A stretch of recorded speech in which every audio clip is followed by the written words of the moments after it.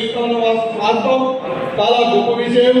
ఇదే రుణమాను కూడా ఈ రోజు ఎంతో కళ్ళబల్లి మాటలు చెప్పినా పోయిన గవర్నమెంట్ ఒకరికి డబ్బు లేకుండా మోసం చేసినటువంటి మన 2 లక్షల రూపాయలు అందరికీ అందజేసినందుకు ప్రభుత్వానికి పాదాభివందనం చేసుకుంటూ రైతు భరోసా అనేది చాలా ముఖ్యమైనది.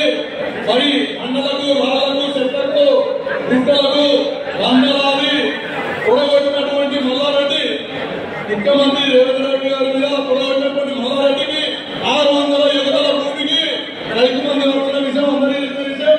అదేవిధంగా కొండగట్టు గుట్టలు అగ్రహారం గుట్టలు అన్ని పుట్టలైనాయి.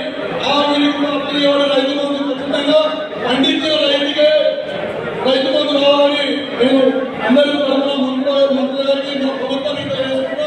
ఖచ్చితంగా పండించిన రైతుకు రావాలి. కౌలు రైతుకి ఎట్లా చెప్పండి. కౌలు రైతుకి ఆసాలకి ఎట్లా పండింగ్ అంటే కౌలు రైతు ఖచ్చితంగా కౌలు రైతుకు రావాలంటే మనకు ఏది పంటకు ఏదైతే 500 ఇస్తున్నారో వాళ్ళకు కూడా 900 మనం కౌలు ఇస్తాం. పండించిన వారికి గిడ్డలకు 500 ఇస్తున్నారు కాబట్టి చాలా గొప్ప విషయం. అది పండించిన వారికి గొప్ప కాబట్టి ఇవాళ కోరిక భరోసా తీసేసి భరోసా లేకుండా రైతు భరోసా చాలా గొప్ప విషయం. అందరూ దానికి రైతులు కష్టపడి ఉండాలి.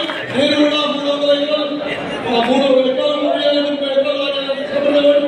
ఖచ్చితంగా పండించిన మీ ద్వారా నేను విజయించుకుని ఈ అవకాశం ఇచ్చిన మీ అందరికీ కుట్టాలకు వాళ్ళకి పండించిన ఎకరానికి ఒక్కటి ఎంత పండించినా సరే అది 10 ఎకరాలు ఇస్తే పండించిన పిందెలుగా వస్తాయి కాబట్టి దానికి చాలా గొప్ప విషయం. మీకు మీ ద్వారా మేము విన్నవించుకొని మీ పాలన ఉండడానికి నేను కృతజ్ఞతలు చెప్తున్నాను.